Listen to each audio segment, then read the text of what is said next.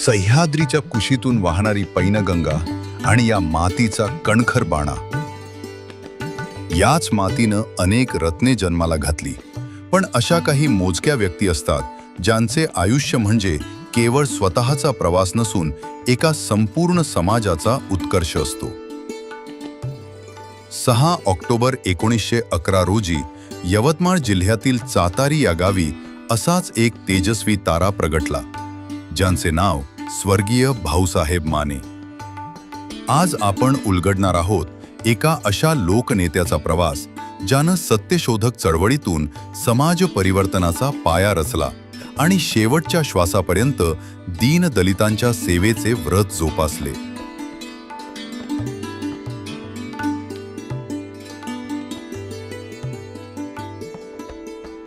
स्वातंत्र्याच्या पहाटेपूर्वीचा हा काळ. पहिल्या महायुद्धाच्या जखमा ताज्या होत्या आणि त्यातच प्लेग नावाच्या महामारीनं गावागावात मृत्यूचं तांडव सुरू केले होते. याच महामारीनं अवघ्या 9 वर्षांच्या हरीच्या डोक्यावरचे मातृछत्र हिरावून घेतले. बन चिंचोली येथील स्वतःच्या बहिणीची सेवा करायला गेलेली माऊली मृत्यूच्या पाशात कधी ओढली गेली हे समजलेच नाही. या साथीच्या आजारात दोघींचाही मृत्यू झाला. परिस्थिती इतकी गंभीर होती की हरीच्या आईला आणि मावशीला एकाच सरणावर अग्नी देण्यात आला.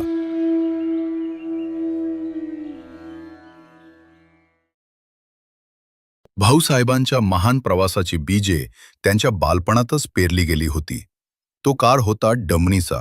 एकदा उमरखेडचे प्रसिद्ध देशपांडे गुरुजी आणि बॅरिस्टर जांबुतराव पाटील डमणीतून प्रवास करत होते. प्रवासादरम्यान गाडीच्या चाकात वंगण नसल्यामुळे चाकाचा कर्कश आवाज येत होता. या आवाजामुळे त्या 2 दिग्गज नेत्यांच्या चर्चेत मोठा अडथळा निर्माण होत होता. त्यावेळी ती डमणी हाकण्याचं काम करत होता एक छोटा मुलगा, ज्याचे नाव होतं हरी, म्हणजेच आजचे आपले लाडके भाऊसाहेब माने. वैतागलेल्या देशपांडे गुरुजींनी हाक मारली, "अरे हरी, काहीतरी कर आणि हा आवाज बंद कर, आम्हाला बोलता येत नाहीये." त्या बाल हरीनं क्षणाचाही विलंब न लावता गाडी थांबवली. त्यानं रस्त्याकडेला असलेल्या बिब्याच्या झाडाचे बिबे तोडले. शेजारच्या शेतातून थोडा कापूस वेचला आणि त्या कापसात बिबे गुंडाळून चाकाच्या आसामध्ये घट्ट कोंबले. चाक फिरू लागताच त्यातून नैसर्गिक तेलाचे वंगण तयार झाले आणि तो कर्कश आवाज क्षणात बंद झाला. एका लहान मुलाची ही विलक्षण समय सूचकता आणि बुद्धिमत्ता पाहून देशपांडे गुरुजी थक्क झाले. त्यांनी मनोमन ठरवले, हा मुलगा सामान्य नाही, याला शिकवलेच पाहिजे. आणि इथूनच हरी नावाच्या त्या बालकाचा भाऊसाहेब होण्यापर्यंतचा शैक्षणिक प्रवास सुरू झाला.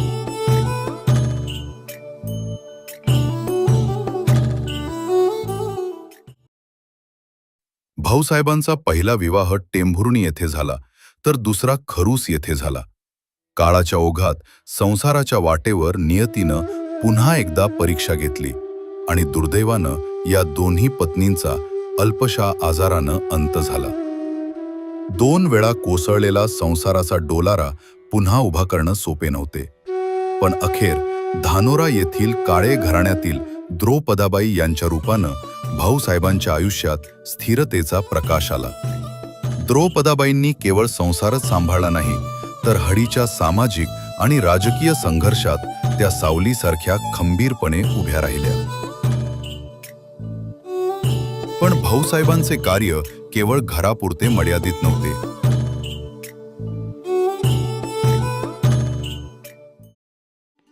1930चा तो काळ. तरुण वयात असतानाच त्यांच्यावर महात्मा फुलेंच्या सत्यशोधक चळवळीचा मोठा प्रभाव पडला. हरीचं शिक्षण पूर्ण होत असतानाच त्यांचा संबंध क्रांतिसिंह नाना पाटील यांच्याशी आला. स्वातंत्र्य लढ्याची धगधगती मशाल हाती घेतलेले नाना पाटील तेव्हा या भागात येत असत. नाना पाटलांचा हेतू स्पष्ट होता. इंग्रजांविरुद्ध लढण्यासाठी सुदृढ आणि निधड्या छातीचे तरुण हवेत. यासाठीच नाना पाटलांनी साताऱ्याहून चक्क एका कुस्ती प्रशिक्षकाला साधूच्या वेशात इंग्रजांची नजर चुकवून पाठवले होते. याच प्रशिक्षकाकडून भाऊसाहेबांनी कुस्ती आणि मल्लखांबाची खडतर तालीम घेतली. आखाड्यातील ही मेहनत केवळ शरीर कमावण्यासाठी नव्हती, तर स्वातंत्र्याच्या लढाईत सैनिकाप्रमाणे उभं राहण्यासाठी होती. याच आखाड्यातून भाऊसाहेबांनी अनेक पैलवान तयार केले आणि विशेष म्हणजे याच काळामध्ये त्यांची ओळख महाराष्ट्राचे लाडके नेते वसंतदादा पाटील यांच्याशी झाली, ज्यांनी पुढे भाऊसाहेबांच्या राजकीय प्रवासात महत्त्वाची भूमिका बजावली.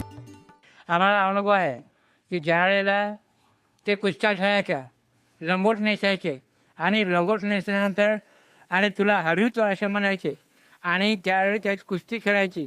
एका दुसरा पैलवान राहायचा आणि ते पैलवान यांना आव्हान करायचं, भाऊसाहेब तुम्हाला मी हरवतो.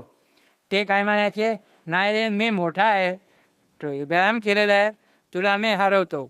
परंतु त्यांची अशी गंमत चालायची आणि हसत हसत ती कुस्ती ज्यावेळेला पार पडायची त्यावेळेला दुसरा जो पैलवान होता त्याला ट्रीट करायचा आणि त्यांना तो आनंद वाटायचा. 1947 मध्ये भारत देश गुलामगिरीच्या शृंखला तोडून नवा श्वास घेत होता. याच काळात माने घराण्याचा वारसा पुढे नेण्यासाठी एका नव्या पर्वाची सुरुवात होत होती. लक्ष्मीबाई अजाजी माने यांनी एक धाडसी निर्णय घेतला होता. हरीला लक्ष्मीबाईंनी दत्तक घेतले, पण केवळ वारस म्हणून नव्हे तर घराण्याची प्रतिष्ठा म्हणून. याच क्षणी हरीचा शंकरराव झाला. हे नाव साधे नव्हते. स्वर्गीय अजाजी पाटलांच्या वडिलांचे नाव शंकरराव होते. आपल्या पूर्वजांचा आदर आणि त्यांच्या स्मृती जिवंत ठेवण्यासाठी लक्ष्मीबाईंनी हरीचे नामकरण शंकरराव असे केले. देश स्वतंत्र झाला असला तरी हैदराबाद संस्थान अजूनही निजामाच्या जोखडात होते. या मुक्ती संग्रामात सीमेवरील बोरी हे गाव रणमैदान बनले होते. निजामाची सत्ता उलथवून लावण्यासाठी झालेल्या एका घनघोर लढाईत बोरी गावातील 3 युवक स्वातंत्र्य सेनानी निजामाच्या गोळीबारात धारातीर्थ पडले. चहूबाजूंनी गोळ्यांचा वर्षाव होत असताना स्वतःच्या जीवाची पर्वा न करता भाऊसाहेबांनी त्या 3ही हुतात्म्यांचे पार्थिव आपल्या सुदृढ खांद्यावर उचलले आणि निडरपणे त्यांची बैलगाडीतून संपूर्ण गावातून मिरवणूक काढली. लढा अधिक तीव्र झाला आणि 1948 मध्ये घडली एक ऐतिहासिक घटना, उमरी बँक दरोडा. ही केवळ एक लूट नव्हती, तर निजामाची सत्ता मुळापासून हादरवणारी एक सुनियोजित सशस्त्र कार्यवाही होती. या धाडसी मोहिमेत भाऊसाहेबांचा मोलाचा वाटा होता. स्वातंत्र्य सैनिकांनी बँकेतून त्या काळातील 30 लाख रुपयांपेक्षा जास्त रक्कम हस्तगत केली. अचंबित करणारी गोष्ट म्हणजे या अफाट रकमेत एका पैशाचीही तफावत न करता ती रोकड उमरखेड आणि वर्धा मार्गे थेट दिल्लीला केंद्र सरकारकडे सुपूर्द करण्यात आली. निजामाला आर्थिक आणि लष्करी फटका देऊन त्यांचे मनोधैर्य खच्चीकरण करण्याचा हा एक मास्टर स्ट्रोक होता. या मोहिमेनंतर सर्व स्वातंत्र्य सैनिकांना पुसद तालुक्यातील गहुलीच्या घनदाट जंगलात भूमिगत व्हावे लागले. राष्ट्रकार्यासाठी झोकून दिलेल्या भाऊसाहेबांना आपल्या शिक्षकी पेशाचा आणि शासकीय सेवेचा त्याग करावा लागला आणि मराठवाड्याच्या मुक्तीसाठी अहोरात्र कष्ट उपसले. याच संघर्षाच्या आणि भूमिगत वास्तव्याच्या काळामध्ये भविष्यातील 2 महानेत्यांची म्हणजेच भाऊसाहेब माने आणि वसंतराव नाईक साहेबांची पहिली ऐतिहासिक भेट झाली. इथूनच एका नव्या राजकीय पर्वाची नांदी झाली. 1952 साल त्यांच्या जन्मभूमीत माजी मुख्यमंत्री वसंतराव नाईक यांच्या उपस्थितीत एक भव्य मेळावा आयोजित करण्यात आला होता. या मेळाव्यात भाऊसाहेबांचे संघटन कौशल्य पाहून नाईक साहेब भारावून गेले. त्यांनी याच व्यासपीठावरून त्यांना भाऊसाहेब ही उपाधी बहाल केली. तेव्हापासून ते जनतेचे लाडके भाऊसाहेब झाले. भाऊसाहेबांचे हृदय किती मोठे होते याचे उदाहरण म्हणजे विनोबा भावेंची भूदान चळवळ. त्यांनी स्वतःची सुपीक जमीन या चळवळीला दान दिली. 1955 साल उजाडलं आणि भाऊसाहेबांच्या सार्वजनिक जीवनातील एका नव्या अध्यायाला सुरुवात झाली. पुसद जनसभेचे जनपद सदस्य म्हणून त्यांनी जनसेवेचे व्रत हाती घेतले. ही तर केवळ सुरुवात होती. 1955 ते 1960 मुंबई प्रांतातील उमरखेड विकास खंडाचे अध्यक्ष म्हणून त्यांनी विकासाची पायाभरणी केली. तर 1956 मध्ये श्री शिवाजी शिक्षण संस्था पुसदचे संस्थापक सदस्य म्हणून शैक्षणिक क्षेत्रात पाऊल ठेवले. 1960 मध्ये पुसद काँग्रेस कमिटीचे तालुकाध्यक्ष म्हणून त्यांच्यावर मोठी राजकीय जबाबदारी सोपवण्यात आली व तसेच जनता शिक्षण प्रसारक मंडळ पुसदचे संस्थापक सदस्य म्हणून काम केले. 1961 मध्ये खरेदी विक्री संघ उमरखेडचे संस्थापक अध्यक्ष आणि 1962 मध्ये उमरखेड तालुका काँग्रेस कमिटीचे अध्यक्ष म्हणून त्यांनी आपल्या संघटन कौशल्याची चुणूक दाखवली. 1964 मध्ये उमरखेड जिनिंग फेडरेशनच्या माध्यमातून त्यांनी कापूस उत्पादक शेतकऱ्यांना आधार दिला. 1964 मध्ये हे जे शेतकऱ्याचा कापूस येत होता, हे लोबांबोबत होती व्यापाऱ्याकडून, हे ते स्वतः त्यांनी उमरखेडलाच राहत होते, ते अनुभवलं. त्याच्यातून त्यांनी एक सारडा मुंबईला राहत होते, त्यांचं जिनिंग होतं आणि ते यांचा विचार झाला की भाऊ ते जर विकत असेल तर आपण सहकारी तत्वावर त्याला विकत घेऊ, शेअर्स जमा करू आणि जिनची आपण स्थापना करू.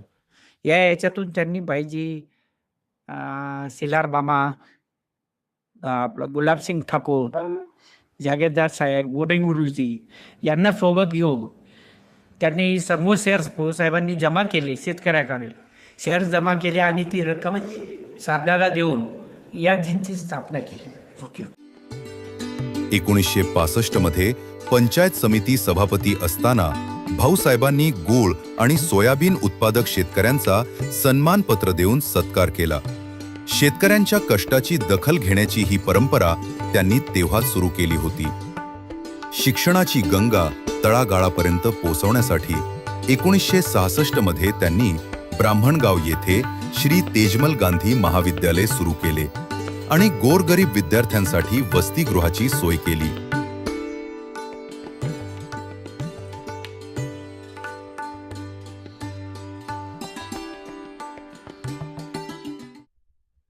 माझा आणि आदरणीय भाऊसाहेबांचा परिचय 1964 मध्ये मी त्यांनी सुरू केलेल्या श्री शिवाजी विद्यालयामध्ये 8व्या वर्गात प्रवेश घेतल्यानंतर झाला. अशा प्रकारे माझं शिक्षण त्यांच्याच शाळेमध्ये, हायस्कूलमध्ये 8वी, 9वी, 10वी विनासायास पार पडलो. त्यानंतर मला 1.5-2 वर्षानंतर मुंबईत नोकरी करण्यासाठी यावं लागले. मुंबईत त्या काळात येणं फार कठीण काम होतं. आल्यानंतर कुठं राहायचं, काय करायचं, कोणाची ओळख नाही, पाळख नाही. तरी मी स्ट्रगल करत होतो, संघर्ष करत होतो आणि विचार डोक्यात आला की भाऊसाहेब माने साहेब आहेत, ते आपल्या विधिमंडळाच्या अधिवेशनाला नक्कीच येणार. तेव्हा जाऊन त्यांना आमदार निवासामध्ये भेटलो. ओळखतील की नाही अशी दागदुखी होती, पण त्यांनी ओळखलं मला. तो दिगडीचा का, माझ्या शाळेचा विद्यार्थी का, मेरिटमधला का? हो. त्यांनी विचारणा केली माझ्याकडे, कुठं राहतोस, काय रे, अडचण असेल तर तू माझ्या या रूममध्ये इथेच राहा, पण तुझं अपूर्व शिक्षण देखील पूर्ण कर नोकरी करून. आणि माझ्याकडे त्यांच्या रूमची चाबी 1 वर्ष त्यांनी माझ्याकडे ठेवलेली होती. मुंबईसारख्या ठिकाणी संघर्षाच्या जीवनामध्ये, सुरुवातीच्या जीवनामध्ये त्यांनी मला एवढा मोठा आधार दिला, हे मी आयुष्यभर विसरू शकत नाही. त्यांच्या कृषी क्षेत्रातील ज्ञानाची दखल घेऊन 1967 मध्ये महाराष्ट्र शासनाने त्यांची शेती सल्लागार समितीवर सदस्य म्हणून निवड केली. तसेच 1968 मध्ये विदर्भ दलित संघात त्यांनी केलेले कार्य हे त्यांच्या सर्वसमावेशक नेतृत्वाचे प्रतीक ठरले. स्वतःच्या गावाची प्रगती व्हावी म्हणून त्यांनी पदरमोड करून शाळा आणि दवाखाना उभारला. शिक्षण क्षेत्रावरील त्यांचे प्रेम अलौकिक होते. श्री शिवाजी शिक्षण संस्था अमरावतीचे आजीवन सदस्य म्हणून त्यांनी ग्रामीण विद्यार्थ्यांसाठी वसतिगृहे आणि शाळांची निर्मिती केली. भाऊसाहेब माने नुसते राजकारणातच उतरले नव्हते, त्यांनी राजकारणासोबतच समाजकारण सुद्धा सांभाळले. आपल्या घरावर तुळशीपत्र घेऊन आपल्या गावासाठी काहीतरी करावं, आपल्या देशासाठी काहीतरी करावं या भावनेने ती सतत जगत राहिली. माझ्या कुटुंबाची जी प्रगती झालेली आहे, जी भाऊसाहेबांना मुद्दाम झालेली आहे, तर सगळ्यांनाच घडवण्यामध्ये भाऊसाहेबाचा हात आहे आमच्या भावामध्ये. आता माझं कुटुंब जे आहे, माझे मुलं, मी शिकलो, माझे मुलं शिकले, माझे मुलं शिकले म्हणून माझी नात आज देशात पहिली आलेली आहे. राजकारणाकडे भाऊसाहेबांनी सत्ता म्हणून नाही तर सेवा म्हणून पाहिले. उमरखेड पंचायत समितीचे पहिले सभापती म्हणून त्यांनी विकासाचा पाया रचला. पुढे 1967 ते 1977 या दशकात त्यांनी उमरखेड विधानसभा मतदारसंघाचे नेतृत्व केले. भाऊसाहेब हे एकमेव आमदार होते ज्यांनी कधीही आपला फेटा उतरवला नाही. संपूर्ण विधानसभेत त्यांची ओळख फेटेवाले आमदार म्हणूनच निर्माण झाली होती. त्यांचा तो पांढरा शुभ्र फेटा त्यांच्या निस्पृह आणि स्वाभिमानी नेतृत्वाचे प्रतीक होता. भाऊसाहेबांची राहणीमान ही एखाद्या ऋषीसारखी साधी होती. आमदार असूनही त्यांनी आपल्या उभ्या आयुष्यात कधीही मऊ गादीवर झोपणे पसंत केले नाही. आमदार निवासातील आलिशान पलंग आणि गाद्या या केवळ त्यांच्याकडे येणाऱ्या पाहुण्यांसाठी आणि लोकांसाठी असायच्या. भाऊसाहेब स्वतः मात्र जमिनीवर साधी सतरंजी पसरून आणि त्यावर काळी घोंगडी टाकूनच झोपत असत. सत्तेच्या शिखरावर असूनही जमिनीशी असलेले हे नातं भाऊसाहेबांच्या कर्मयोगी असण्याची खरी साक्ष देते. त्या काळामध्ये या परिसरातील ग्रामीण भागातील विद्यार्थ्यांचा सर्वांगीण विकास झाला पाहिजे, त्या दृष्टिकोनातून 1956 मध्ये श्री शिवाजी शिक्षण संस्थेची मुहूर्तमेढ रोवली. या परिसरातील किंवा या आजूबाजूच्या बंदी भागातील विद्यार्थ्यांना सुद्धा या ठिकाणी शिकण्यासाठी येता यावं म्हणून दोन्ही ठिकाणी सातारी ब्राह्मणगाव या ठिकाणी वसतिगृह चालू केलीत. आणि ही वसतिगृह म्हणजे त्या वसतिगृहामध्ये विद्यार्थ्यांना चांगल्या प्रकारचं आणि मोफत जेवण देण्याचं भाऊसाहेबांनी आटोकाट प्रयत्न केलेत. आणि म्हणून असं दिसतंय की या भागातील परिसरातील शिक्षणाचा जो विकास झाला त्या विकासाची मुहूर्तमेढ भाऊसाहेबांनी रोवली असं मला मानता येईल. आमदार म्हणून काम करताना त्यांनी कधीही विकासात राजकारण आणले नाही. आदिवासी भागातील रस्ते असोत किंवा दुर्गम भागातील प्रश्न, भाऊसाहेबांचा आवाज विधानसभेत शेतकऱ्यांच्या बाजूने घुमत असे. डॉक्टर पंजाबराव देशमुख कृषी विद्यापीठ अकोलाच्या स्थापनेत त्यांचे योगदान अनन्यसाधारण आहे. वसंत सहकारी साखर कारखाना पोफारीच्या माध्यमातून त्यांनी शेतकऱ्यांच्या समृद्धीचे स्वप्न पाहिले. त्याला मी धान्य खरेदीत होतो, पैसा कोणीच द्यायचा नाही मला. आणि जेव्हा ते वापरले खरेदी केले धान्य विकायचे त्याचे पेमेंट करायचे. तेव्हा काय पद्धतीची काल 200 रुपये पगार होता जे पगार इथे. नंतर जीन खरेदी केल्यावर जीन चांगला येतला चालला. त्यानंतर त्यांनी कारखान्याकडे वळले. ते कारखान्याकडे भाऊसाहेबांनी ठरवलं किंवा चिरंजीव हे 2-3च प्रमुख होते की आपल्याला कारखाना इथं आणायचा. आता जागेचा प्रश्न उपस्थित झाला. शिलार मामाने पुफळीची निवड केली. बाबासाहेब नाईकांनी पुसदची निवड केली. पुसदला जागा द्या यांनी पोफळीचं सोंडी नाईक साहेबांनी फायनल उफळी जागाच मंजूर केली. ते सर्व सुद्धा ते गव्हर्नमेंट जागा होती. त्यावर तर भाऊसाहेबाला मी पुसदा पाहिलं की भाऊसाहेब फॅक्टरीची उभारणी करताना मी रविवारी सुट्टी यायची आम्हाला. दर रविवारी आम्हाला यांच्याबरोबर जायचं संधी मिळायची. काम नाही काय, चला आमच्याबरोबर तुम्ही. तर भाऊसाहेब मशिनरी फिट करताना किंवा काही काम करताना स्वतः 1 घंटा बसायचे खाली. फिटिंग कशी चालू आहे काही समजायचं काहीच नाही आम्हाला. पण ते बसायचे नाही. भाऊसाहेब काकाजी मोडेसर, मामासाहेबचा बँकेचे डायरेक्टर होते, तिकडले डायरेक्टर होते. बारका तर मी भाऊसाहेब सहज म्हणायचं की भाऊसाहेब काय आपण वेळेला काहीच कळत नाही. पाहायला लागतं म्हणे सूर्य, तुला कळत नाही, आपण शिकायला लागते म्हणे. शिकायला म्हणे. त्यावेळेला ते कॉन्ट्रॅक्टर फार मोठेच माणसं होते. खूप चांगलं काम केलं. गाळपही चांगलं झालं. नंतर ज्यावेळेला ऊस नाही इथं उपस्थित झाला प्रश्न, इथं ऊस नाही. उभार करतो कारखान्यात राहिला पण ऊस कुठं आहे. मग आता आमची मग नाही भाऊसाहेबांनी काय केलं, निफाडवरून 2 अधिकारी बोलवले, अनुभवी कर्मचारी त्या कारखान्याचे. आणि त्यांनी माझी ओळख करून दिली की तुम्ही ते काय म्हणून काम करा. मी त्यांच्यासोबत राहायचा. ते भाऊसाहेबांचे स्वतंत्र होते. मग आम्ही संध्याकाळी जी आली ते पॅनल आलं, ऊस नाही म्हणल्यावर घरकं कसं उभा केला. मग हायब्रिड होतं त्यावेळेला, हायब्रिडच दाखवलं आम्ही त्या अधिकाऱ्याला. अधिकारी समजायचे होते. ते म्हणे तुम्हाला हायब्रिड आहे काय आहे, ज्वारी आहे की ऊस आहे हेच कळत नाही असं बोलले मला दौऱ्यात फिरताना. आणि खरोखर ऊस नव्हताच साहेब, त्याला ज्वारीच होती हायब्रिड. आम्ही ऊसच म्हणायचं त्याला. मग ज्यावेळेला काकाजी आम्ही कारखान्यावर बसलो, समजा की अधिकारी बसले, त्यांची जेवायची व्यवस्था माझ्याकडे राहायची रेस्ट हाऊसला. त्यांनी विचारले की ऊसच नाही. तर भाऊसाहेब म्हणून इतकं तुम्ही ऊस पाहिला, ऊस नाही म्हणायला म्हणे समजा दिला. आदरणीय शरदचंद्र पवार साहेबांच्या पुरोगामी विचारांना पाठिंबा देत ते पुलोदमध्ये सहभागी झाले. नियती कधी कधी माणसाची कठोर परीक्षा घेते. पुसद उमरखेड मार्गावर भाऊसाहेबांच्या कारला भीषण अपघात झाला. हा अपघात इतका भयानक होता की डॉक्टरांनी देखील धास्ती घेतली होती. शरीरात 37 ठिकाणी फ्रॅक्चर झाले असतानाही भाऊसाहेबांच्या प्रबळ इच्छाशक्तीने मृत्यूलाही माघार घ्यायला लावली. जिद्दीच्या जोरावर ते पुन्हा उभे राहिले आणि पुढील 14 वर्ष समाजसेवेचे कार्य अखंड सुरू ठेवले. अखेर 9 जानेवारी 1993 रोजी वयाच्या 82व्या वर्षी या लोकनेत्याने जगाचा निरोप घेतला.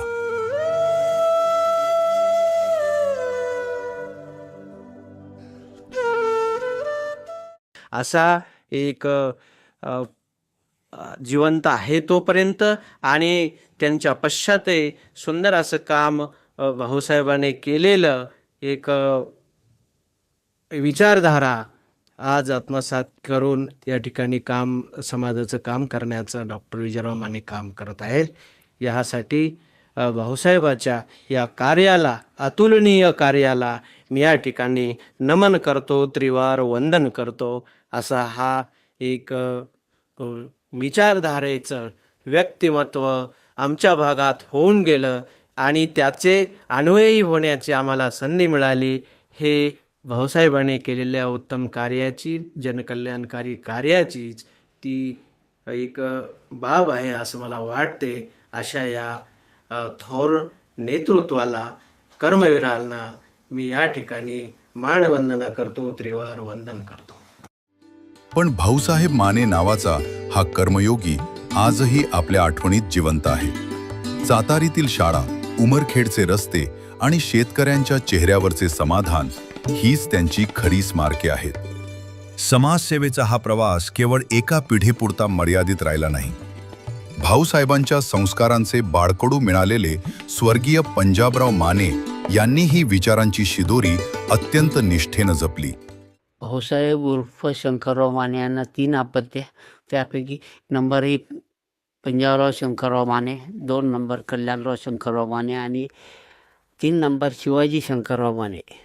भाऊसाहेबांनंतर त्यांचे उर्वरित स्वप्न पूर्ण करण्यासाठी त्यांचे नातू आदरणीय डॉक्टर श्री विजयराव माने यांनी ही धुरा आपल्या खांद्यावर घेतली.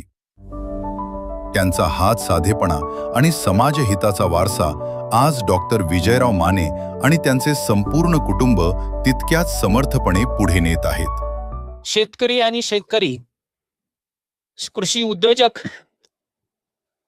प्रसार माध्यमाचे प्रतिनिधी, शास्त्रज्ञ आणि शेतीमध्ये काम करणारे आणि लिखाण करणारे अशा सर्वांचा मिळून ही परिषद आहे.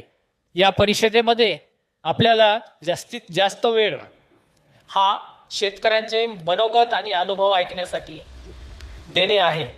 एक उच्च शिक्षित आणि शासकीय सेवेत जबाबदारीच्या पदावर असूनही डॉक्टर विजयराव माने यांनी आपल्या मातीशी आणि मुळांशी असलेले नाते कधीही तुटू दिले नाही.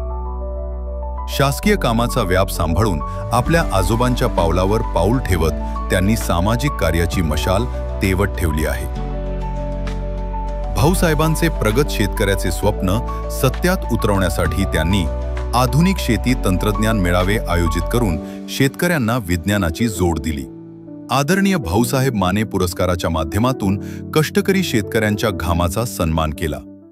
भाऊसाहेब माने कृषी प्रतिष्ठान नावाने गेल्या 30 वर्षापासून आम्ही कार्य करतोय. त्यामध्ये उद्देश हाच होता की भाऊसाहेबां शेतकरी हा कोरोपोद्योगातून समृद्ध कसा होईल, त्या उद्देशानेच आम्ही राज्यस्तरावरच्या सर्व शेतकरी जे पूरक उद्योग करतात त्यांची जे टेक्नॉलॉजी आहे, ते कशा पद्धतीने शेती करतात, कशा पद्धतीने रोज पैसा कमवतात, अशा शेतकऱ्याची निवड करून आम्ही त्यांना त्यांच्या स्मृतिदिनानिमित्त सन्मानित करतो. ग्रामीण तरुणांसाठी ॲग्री कॉलेजची निर्मिती करून शिक्षणाची दारे उघडली.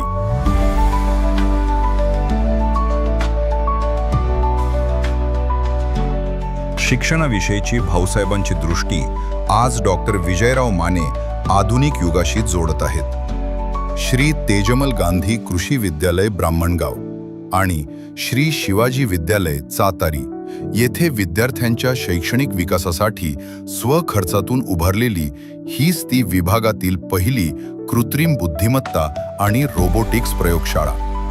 ग्रामीण भागातील मुले जागतिक स्पर्धेत टिकली पाहिजेत हाच ध्यास घेऊन त्यांनी ही आधुनिक पावले उचलली आहेत आणि रोजगारासाठी मार्गदर्शन शिबिरे सुरू केली. त्यांचे हे प्रयत्न केवळ देशापुरते मर्यादित राहिले नाहीत, तर त्यांनी स्वतः विदेशात जाऊन तेथील शेतीविषयक अभ्यास दौरे केले. परदेशातील प्रगत शेती आणि नवनवीन तंत्रज्ञान अवगत करून आपल्या भागातील शेतकऱ्यांना त्याचा प्रत्यक्ष फायदा कसा होईल यासाठी डॉक्टर विजयराव माने यांनी विशेष प्रयत्न केले आहेत. एका महान व्यक्तीचे कार्य अविरत पुढे नेणे हीच त्यांना खरी श्रद्धांजली आहे. समाजाप्रती असलेली ही निष्ठा आणि भाऊसाहेबांच्या विचारांची ही मशाल डॉक्टर विजयराव माने आणि त्यांचे कुटुंब असेच पुढे तेवत ठेवतील यात शंका नाही. अशा या लोकविलक्षण लोकनेत्याला आणि त्यांच्या महान कार्याला मानाचा मुजरा, विनम्र अभिवादन. भाऊसाहेब माने यांचा नातू म्हणून बोलताना मला अभिमान तर वाटतो, पण त्यासोबत जबाबदारीची जाणीवही होते. भाऊसाहेब हे आमचे फक्त कुटुंब प्रमुख नसून त्यांचे विचार, त्यांचं आचरण हे आमच्यासाठी एक आम्हाला दिशा देणारं आणि प्रेरणा देणाऱ्या बाबी आहेत. भाऊसाहेब एक बहुआयामी व्यक्तिमत्व होतं. ते एक आदर्श शिक्षक, एक खेळपटू, नावाजलेले पैलवान होते. शिक्षण क्षेत्र, कृषी क्षेत्र, सहकार क्षेत्र आणि त्यासोबतच एक राजकर्ते आणि समाजकार्य करणारे व्यक्ती. हे सर्व एका व्यक्तीमध्ये जेव्हा आपण पाहतो तर त्यावेळेस असं वाटतं की हे व्यक्ती नसून ही संस्थाच आहे. त्यांनी त्या काळामध्ये जे रोपटे लावले ते त्या काळापुरते मर्यादित नसून ते भविष्यासाठीचे एक बीज होते. भाऊसाहेबांची आवर्जून एक गोष्ट मला सांगावीशी वाटते. आम्ही लहान असताना मी सहज भाऊसाहेबांना विचारलं होतं की तुम्ही मोठमोठ्या पैलवानांना कसे पराभूत करत होतेत. तर त्यावेळेस त्यांनी सुंदर एक गोष्ट सांगितली आणि ती आजपर्यंत माझ्या मनावर विणलेली आहे. आणि ते म्हणाले होते की कुणाला पाडण्यासाठी ताकद नाही लावावं लागत, तर जो कोणी पडलेला आहे त्याला उचलून उभं करणं आणि प्रवाहामध्ये आणण्यासाठी खरी ताकद लावावी लागते. आणि म्हणूनच त्यांचे विचार आजच्या युगाशी वर्तमान काळाशी जोडताना आम्हाला असंच वाटतं की आज जी शेती आणि शेतकरी यांची वाईट परिस्थिती आहे आणि या शेतकऱ्याला उभं करणं आणि प्रवाहामध्ये आणणं हे काळाची गरज आहे. आणि त्यांच्या प्रेरणेने आम्ही शेतीसाठी अनेक उपक्रम राबवत असतो. आणि हे उपक्रम राबवत असताना मी, माझे सहकारी, माझ्या कुटुंबातील सगळे व्यक्ती भाऊसाहेबांचे संस्कार, त्याची प्रेरणा घेऊन आम्ही समोर जात असतो आणि तो वारसा आम्ही चालू ठेवलेला आहे. शिवाजी विद्यालयातील विद्यार्थी, शिक्षक आणि निर्माते ज्यांनी ही डॉक्युमेंटरी निर्माण करण्याचा इच्छा व्यक्त केली, मी त्यांना शुभेच्छा देतो. भाऊसाहेब माने यांना आदरांजली अर्पण करतो आणि रजा घेतो. जय हिंद, जय भारत. आदरणीय भाऊसाहेब माने यांच्या जीवनावर, त्यांचं जीवन कार्य दर्शवणारी डॉक्युमेंटरी तयार झाली आहे, याचा मनस्वी आनंद वाटतो. कारण भाऊसाहेब सातारीसारख्या एका बाजूला असलेल्या गावामध्ये गरीब कुटुंबामध्ये जन्माला आले. स्वकष्टानं त्यांनी शिक्षण घेतलं आणि शिक्षकाची नोकरी मिळवली. त्यांचं नाव हरी. शिक्षकाची नोकरी मिळाल्यामुळं हरी मास्तर झाले आणि तिथून भाऊसाहेब माने यांच्या जीवनाचा खळाळता प्रवाह सतत वाढत गेला. त्यांचं समाजकार्य आणि समाजातील गरीब मंडळीविषयी असलेला त्यांचा जिव्हाळा हे पाहून त्यांच्या मित्रमंडळींनी त्यांना समाजकार्यात समाविष्ट करून घेतलं. त्यानंतर हा प्रवाह पुढे पुढे जात असतानाच त्यांची जिवलग मंडळी राजकारणामध्ये होती. त्यांनी भाऊसाहेबांच्या वागण्यातील स्वच्छता, त्यांचा प्रेमळ स्वभाव आणि सेवेची वृत्ती पाहून त्यांना राजकारणामध्ये ओढलं. खरं तर भाऊसाहेबांचं उमरखेड परिसरात अवतरण किंवा भाऊसाहेबांचा उदय ही एक मोठी अद्वितीय घटना वाटते. कारण सामान्य कुटुंबामध्ये जन्म घेऊन भाऊसाहेबांनी त्यांच्या कार्यकर्तृत्वानं जी उत्तुंग भरारी घेतली ही पाहताना असं वाटते की काळानं भाऊसाहेबांना घडवलं किंवा काळाला वाकवून भाऊसाहेब घडले, हा एक अभ्यासाचा विषय असू शकतो. मित्रांनो, भाऊसाहेबांचं जीवन कार्य पाहत असताना असं वाटते की अशी माणसं पुन्हा पुन्हा जन्माला येऊत आणि उत्तुंग कार्य करून समाजाचं भलं करण्यासाठी आपले संपूर्ण जीवन खर्च करत, ज्याप्रमाणे भाऊसाहेब माने यांनी आपलं संपूर्ण जीवन समाजाच्या उत्थानासाठी खर्ची घातलं. कुठलाही स्वार्थ न पाहता अत्यंत साधारण पद्धतीनं, सामान्य पद्धतीनं जीवन जगून आयुष्यभर लोकांच्याच भल्यासाठी झटत राहिले. असा माणूस पुन्हा होणार नाही. अशा प्रकारे आपले सर्वांचे भाऊसाहेब होते. भाऊसाहेबांचं कार्य हे त्यांनी आपल्यासाठी ठेवलेला अमोल ठेवा आहे. या ठेवाची या ठेव्याचं आपण सर्वांनी जतन केलं पाहिजे, अशा प्रकारची मी भावना व्यक्त करतो आणि भाऊसाहेबांच्या कार्याप्रती आदर व्यक्त करतो.